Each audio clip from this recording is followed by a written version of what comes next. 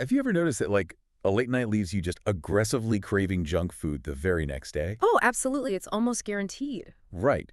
Or maybe you consistently hit this absolute brick wall at 3:00 p.m., no matter how many hours of sleep you technically logged the night before. Mm. You just sit there staring at your screen, and you feel like your energy just completely evaporated. Yeah, your eyelids get heavy, your brain gets foggy. Exactly. And your immediate instinct is always to blame your own willpower, you know? It's almost a reflex for most of us, honestly. We assume it's just a lack of discipline.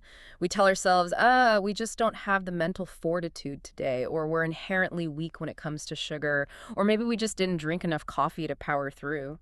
But the clinical educational materials we're digging into today for this deep dive, which focus heavily on alternative healing modalities, they paint a totally different picture. They reveal that those sudden cravings, that overwhelming afternoon fatigue, it's almost never a failure of willpower. No, it's not. It's actually a fundamental disruption in your body's internal timing. And that's what we're going to map out today. We are looking at a highly practical blueprint, one that takes cutting-edge modern circadian biology and weaves it seamlessly with the 2,000-year-old wisdom of Ayurveda. Right. The objective here is to regulate your body's chemistry through rhythm, rest, and light. So by the end of this conversation, you'll have a daily framework to radically stabilize your energy. And literally physically turn off those chemical craving signals at the source. Hmm. But to really grasp how this works, we have to look straight at the master clock in your brain. Yeah, so that master clock is called the suprachiasmatic nucleus, or the SCN. It sits right deep in the hypothalamus of your brain, and you can think of the SCN as the central timekeeper for your entire physiology. Because human bodies operate on those roughly 24-hour cycles, right? Yeah. The circadian rhythm. Exactly, and those rhythms dictate absolutely everything. They determine when you sleep, when your hormones release, how your immune system behaves, your digestion, your metabolism, even your cognitive function is tied to it. See, I always assumed my internal clock was set by my alarm clock. Or, by the moment I finally force myself to get out of bed and start moving around. A lot of people think that. But this internal rhythm is actually driven by something entirely external.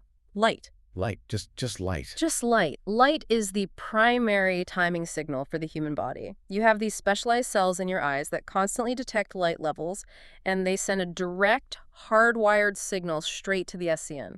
So it's basically telling your internal systems, hey, bright light means daytime, time to activate. Right, and fading light means nighttime, time to prepare for cellular repair. Okay, let's unpack this. If we think of the human body as this massive, highly complex hormone orchestra, the SCN is the conductor. I love that analogy. Yeah, so when that conductor can clearly see the sheet music, because the light signals are strong and natural, the whole orchestra plays beautifully in tune. The loud brass of cortisol rises when it should to wake you up, the soothing strings of melatonin play in the evening, and digestion fires up right on cue. But if you blindfold that conductor, or confuse them by staring at a bright blue phone screen at midnight, the SCN completely loses its place. And that's when things go wrong. Oh, completely. When that conductor gets confused, whether that's from late-night screen time, erratic sleep schedules, or chronic stress, the entire hormonal orchestra plays horribly out of tune. And the immediate result of that is highly uncomfortable internal chemistry. Which perfectly explains those intense junk food cravings, right? Mm-hmm. There's this incredible biological link between sleep loss and the specific hormones that actually make us hungry. Exactly. It's not just a vague feeling of wanting comfort food. It's a measurable, aggressive chemical shift. The mechanism here is fascinating, actually. Yeah, walk us through that. So when your SCN is out of sync and your sleep is fragmented, two critical hormones go completely haywire, ghrelin and leptin. Ghrelin is the hormone that stimulates hunger, and sleep loss causes it to spike dramatically. And leptin is the opposite, right? Right. Leptin is the hormone that signals satiety. It tells your brain that you're full. But sleep loss causes leptin levels to just plummet. So your body's basically screaming, I am starving, while simultaneously whispering, I am full. Even if you've eaten plenty of calories, that sounds like a biological recipe for disaster. It compounds, too. Neuroimaging studies reveal that when you're sleep deprived, the reward centers in your brain become hyperactive.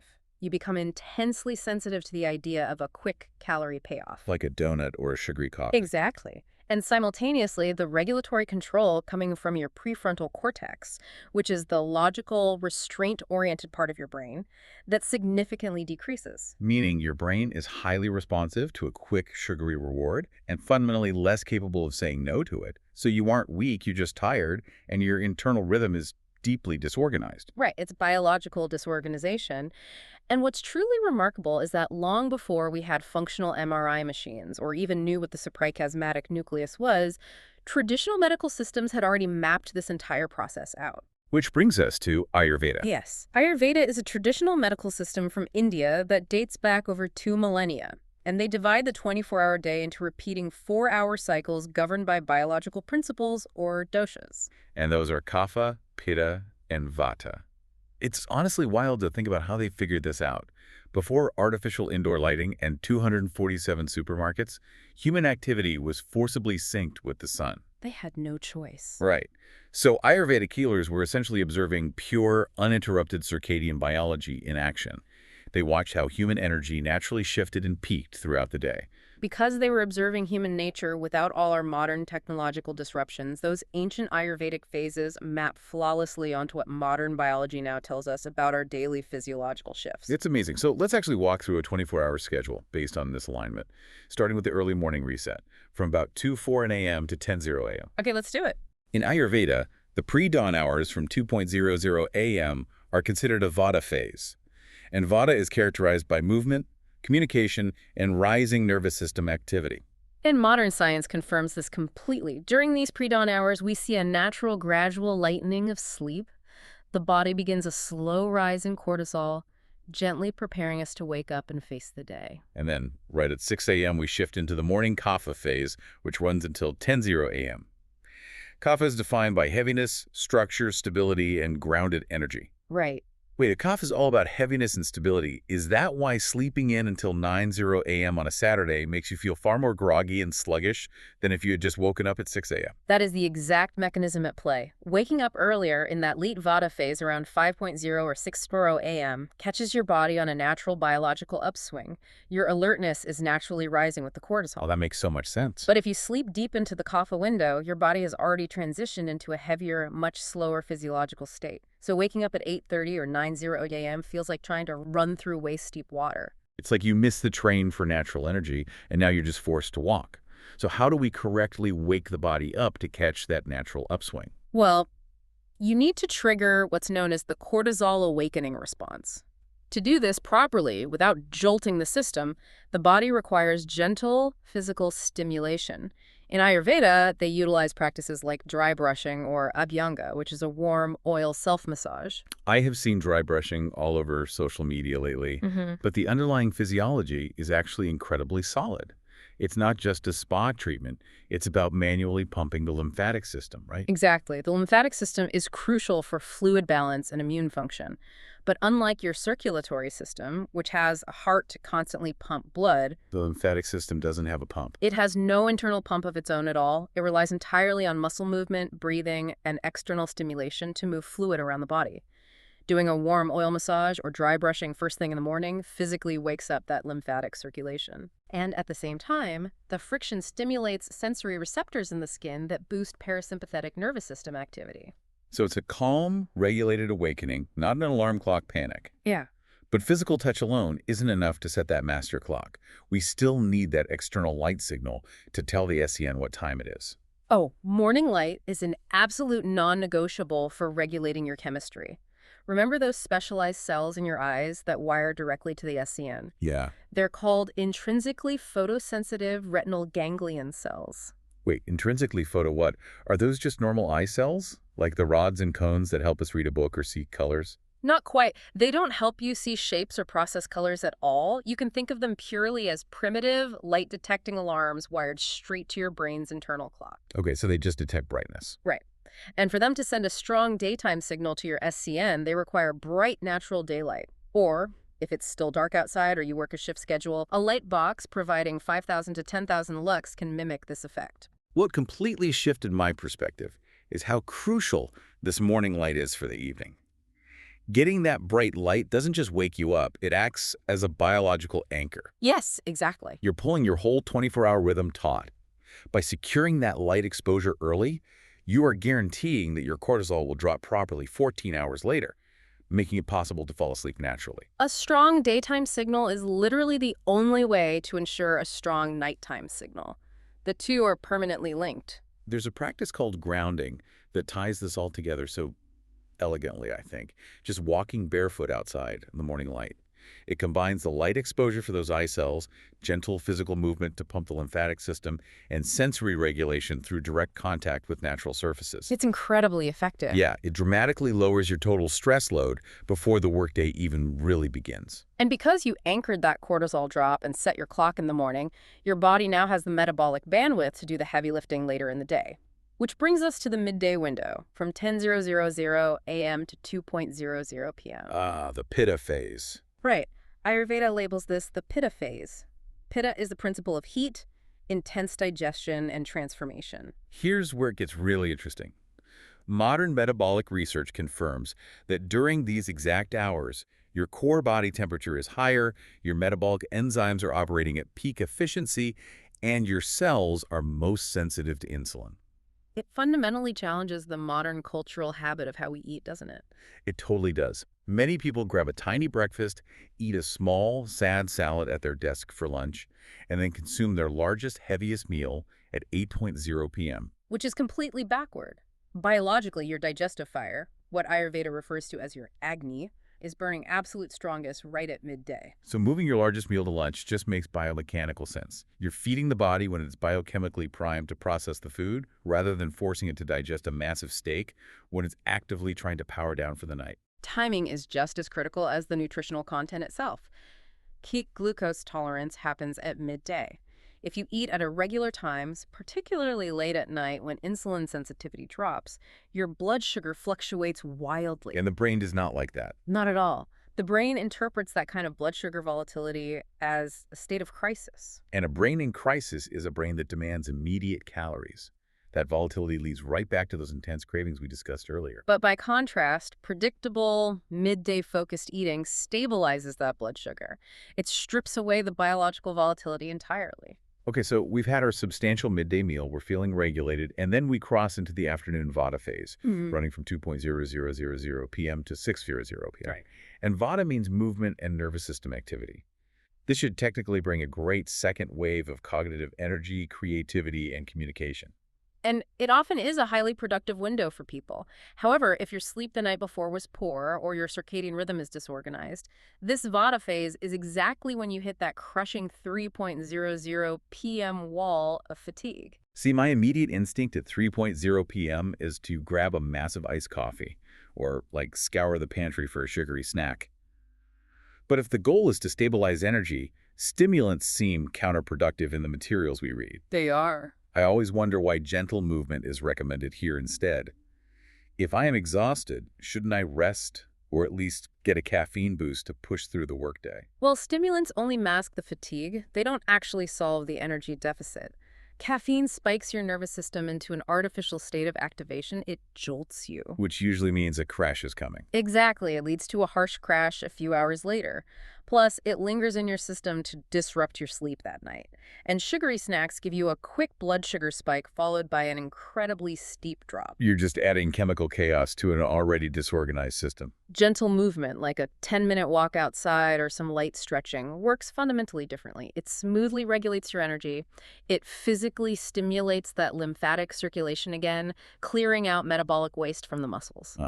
So you're cleaning up the system. Yes, and it supports energy regulation without throwing your stress hormones into overdrive. You are coaxing the body back to a baseline of alertness rather than violently jolting it. And that coaxing is vital, because the body needs to wind down smoothly as we enter the evening phase. From 6:00 p.m. to 10:00 p.m., we return to the Kapha dosha: heaviness, structure, and grounding. Right. As natural light begins to decrease outside, the master clock in your brain registers the fading signal and prompts the pineal gland to begin releasing melatonin. So the body is prepping for sleep. Yes. Your core body temperature needs to drop, and your nervous system actively tries to shift out of the sympathetic fight or flight mode and into the parasympathetic rest and digest mode. But this shift is where modern living creates a massive roadblock. We keep the bright overhead lights on, we stare at the television, and we basically bathe ourselves in artificial daylight that actively suppresses that melatonin production. The SCN conductor still thinks the sun is up. It does. And to counteract this, the sources highlight a highly practical intervention, taking a warm bath with mineral salts in the evening. Which is so interesting. I used to think of an evening bath as just a luxury or maybe a spa treatment. But it's actually a physiological bridge. You are using temperature and sensory deprivation to physically walk your nervous system from daytime activation over into nighttime restoration. The mechanics of the bath are fascinating, honestly. Yeah. Warm water immersion increases your peripheral circulation. It draws blood away from your internal core and pushes it out to your limbs. Okay, so you get all warm and flushed. Right. But when you get out of the bath, that heat rapidly dissipates into the cooler air, which actively drives your core temperature down. And a rapidly dropping core temperature is a primary biological trigger for deep sleep. Wow. And you have to build that bridge and be deeply asleep because at 10:00 p.m., the body initiates its most critical phase of the entire 24-hour cycle. We enter the nighttime pitta phase, which runs from 10:00 p.m. to 2 a.m. Back to pitta, heat and transformation. During the day, that meant strong digestion of food.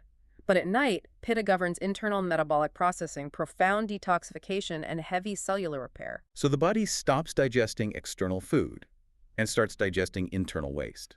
Essentially, yes. Modern physiology maps this window perfectly.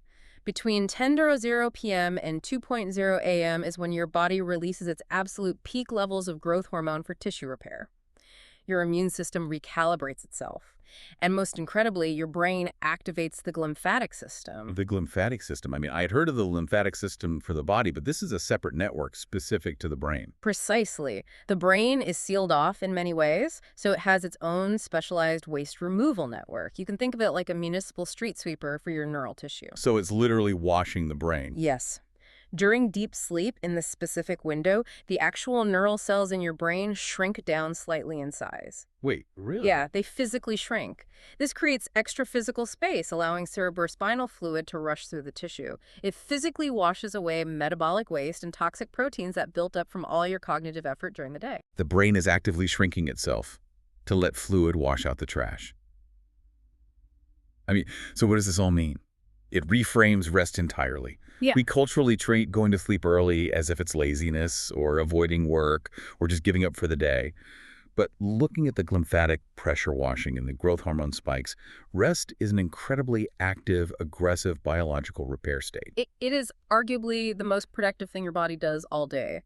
But there is a massive catch. Uh-oh. Yeah. Yeah. If you stay awake past that 10 p.m. kapha sleep window, maybe you're binge watching a show or doom scrolling on your phone, you cross into that nighttime pitta phase while you are still completely conscious. And that is exactly when you get that weird wired second wind. Exactly. Your body gets thoroughly confused by the mixed circadian signals. It registers that you are staying awake, so it assumes there is a biological need for alertness, like a threat.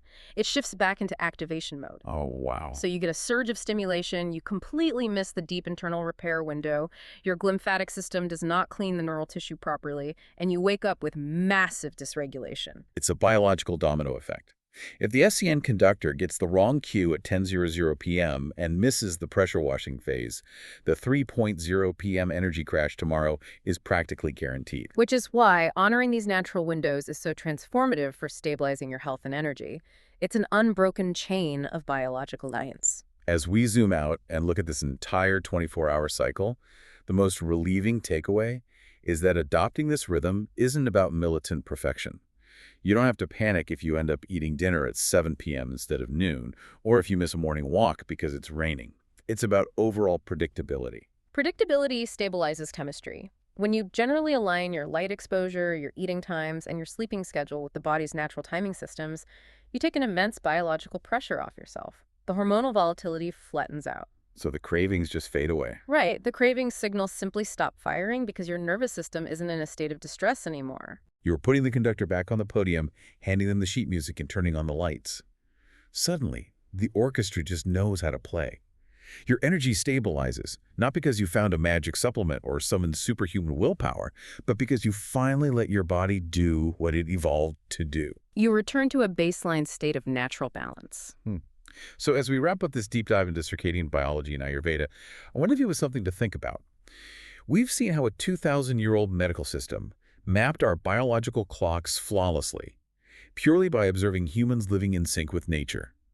If ancient healers could deduce the mechanical realities of our internal systems long before we had MRI machines, neurobiology, or sleep labs, it makes you wonder, what other outdated ancient lifestyle habits are modern neuroscientists about to discover are actually optimal for human biology?